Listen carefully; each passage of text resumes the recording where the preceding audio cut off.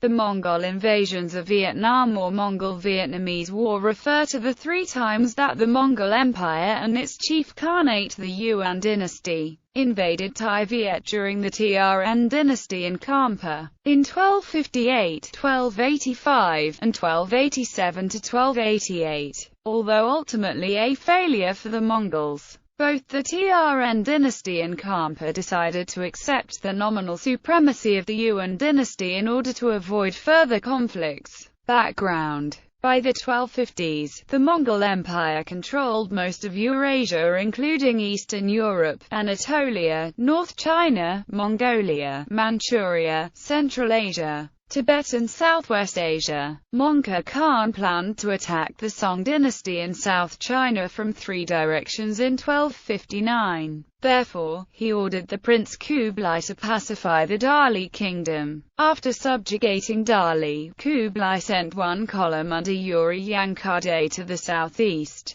Yuri Yankade sent envoys to demand the submission of Thai-Viet, but the TRN rulers imprisoned the Mongol envoys. This action led Yuri Yankade and his son Aju to invade Thai-Viet with 40,000 Mongols and 10,000 Yi people. The Chinese region of Fujian was the original home of the Chinese Tran clan before they migrated under TRN kin to Dai-Viet, and whose descendants established the TRN dynasty which ruled Vietnam Thai-Viet. And certain members of the clan could still speak Chinese, such as when a Yuan dynasty envoy had a meeting with the Chinese-speaking TRN Prince TRN Quc2n in 1282. First Mongol invasion in 1258. In 1258, a Mongol column under Yuri Yankade, the son of Subutai, invaded Thai-Viet. A battle was fought in which the Vietnamese used war elephants. Aju ordered his troops to fire arrows at the elephants' feet. The animals turned in panic and caused disorder in the Thai-Viet army, which was routed. The king of Thai-Viet fled to an offshore island, and the Mongols occupied the capital city Thanglang. When they found their envoys in prison, one of whom died, they responded by massacring the population of the capital. In January 29, 1258, Thai-Viet's Emperor Trn Taitong along with Prince Trn Hoang counterattacked and defeated the Mongols at Thongbo Thu. The Mongols retreated completely from Thai-Viet.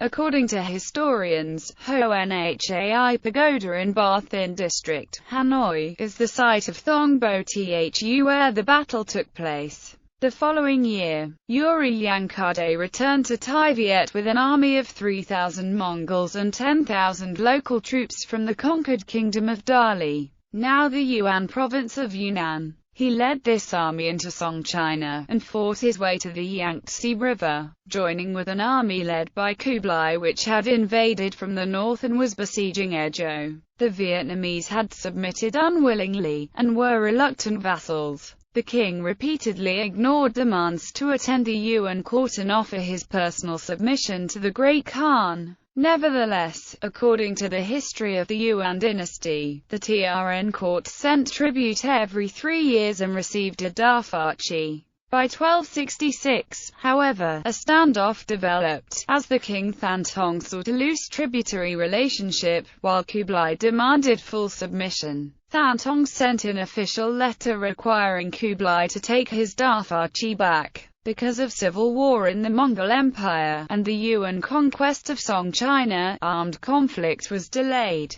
Instead, Kublai reminded him of the peace treaty signed by the Mongols and Thai-Viet. As a result of the Mongol conquest of the Song Empire, by 1278–79, Mongol troops reached Thai-Viet's northern borders. Some former Song officials fled to Thai-Viet and Kampa, former vassals of Song China, during the final stage of Mongolian conquest of China. The TRN's new ruler Nhan Tong resisted renewed Mongol demands for personal attendance at Kublai's court, but dispatched his uncle Tran Dai as envoy. Kublai tried to enthrone Dai as prince in 1281, but Dai and his small army were ambushed by Thai-Viet forces. Kampa. Sojatu of the Jalezd, the governor of Guangzhou, was dispatched to demand the submission of Kampa. Although the king of Kampa accepted the status of a Mongol protectorate, his submission was unwilling. In 1282, Sojatu led a maritime invasion of Kampa with 5,000 men,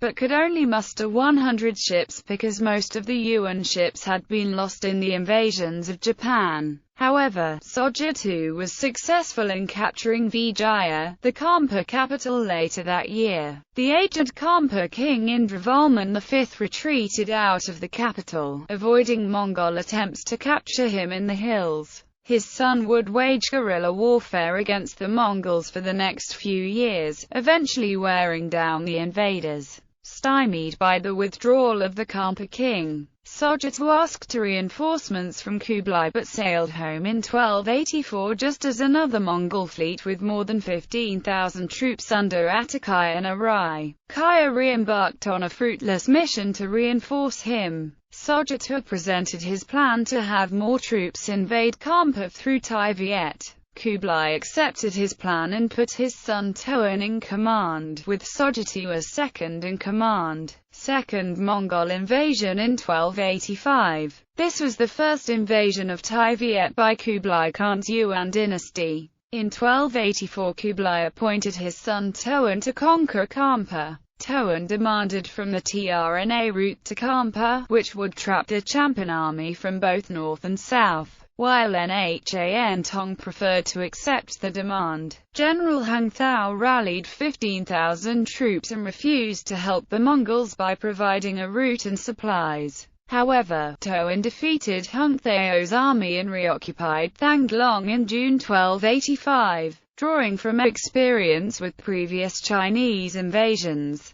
the Tai Viet royal family abandoned the capital and retreated south while enacting a scorched earth campaign by burning villages and crops. At the same time, Sojatu moved his army up north in an attempt to envelop Tai Viet in a pincer movement. The Cham were in hot pursuit of Sojatu, however, and managed to kill him and defeat his army while it was moving north. As the Yuan forces advanced down the Red River, dispersing their power, General Quang Ke counterattacked them at Chongduang, forcing Toan to withdraw. Toan returned without a huge loss of the army under him thanks to the Kipchak officer Sidor and his navy. Seeing the Mongol force weakened under the Vietnamese heat and sickness, Trn Hung Thao took this opportunity to strike, selecting battlefields where the Mongol cavalry could not be fully employed. The Mongol forces under Sojatu and Li Heng suffered a major defeat on the muddy grounds of the Red River. The Yuan army retreated north, but few made it back to China due to pursuing Tai Viet troops and warriors from the Hmong and Yao tribes. The next year, Kublai installed Nhan Tong's younger brother Trn Ik Tak, a defector to the Yuan, as Prince of Tai Viet. But hardship in the Yuan's Hunan supply base aborted his plan. Third, final Mongol invasion, 1287–88. This was the second invasion of Tai Viet by Kublai Khan's Yuan dynasty. In 1287 the Yuan commander Toan invaded with 70,000 regular troops, 21,000 tribal auxiliaries from Yunnan and Hainan, a 1,000-man vanguard under Abachi, and 500 ships under the Muslim Omar and Chinese Fanji. Kublai sent veterans such as Arai Kaya, Nazir al-Din and his grandson Azan Timur. The strategy of this invasion was different. A huge base was to be established just inland from Haiphong, and a large-scale naval assault mounted as well as a land attack. Trn Hung Thao withdrew from inhabited areas, leaving the Mongols with nothing to conquer. A fleet prepared to bring provisions to Toan's army by maritime route was ambushed and burned by Trn Khan Du. Facing the lack of food again, Toan retreated to China through Bak Dang River, borrowing a tactic used by General Go Qian in 938 to defeat an invading Chinese fleet. The Tai Viet forces drove iron-tipped stakes into the bed of the Bak Tiecheng River, and then, with a small flotilla, lured the Mongol fleet into the river just as the tide was starting to ebb, while their route to the sea had been blockaded by large warships. Unable to return or escape to the sea, the entire Mongol fleet of 400 craft was caught in a bloody boarding and missile battle, sunk, captured, or burned by fire arrows. This would later become known as the Battle of Bakhtiacheng. The invading Mongol army of the Yuan retreated to China, harassed en route by Tian Hungtheo's troops. The Yuan officers such as Abachi and Fanji died in bloody retreat and Omar was captured. Aftermath. In Thai Viet, Kublai angrily banished Hoan to Yangzhou for life. The Mongols and the Tran-Vietnamese agreed to exchange their war prisoners, while Nhan Tong was willing to pay tribute to the Yuan. Relations again founded on the question of attendance at the Yuan court and hostile relations continued. The Trn dynasty decided to accept the supremacy of the Yuan dynasty in order to avoid further conflicts. Because he refused to come in person, Kublai detained his envoy, Dao Tuki, in 1293. Kublai's successor Timur Khan finally released all detained envoys, settling for a tributary relationship, which continued to the end of the Yuan. In Kampa, the Kampa kingdom decided to accept the supremacy of the Yuan dynasty as well. A tributary relationship continued for some time, but Kampa disappears from Yuan records before 1300. The king of Kampa made the active vassalage to the Mongols.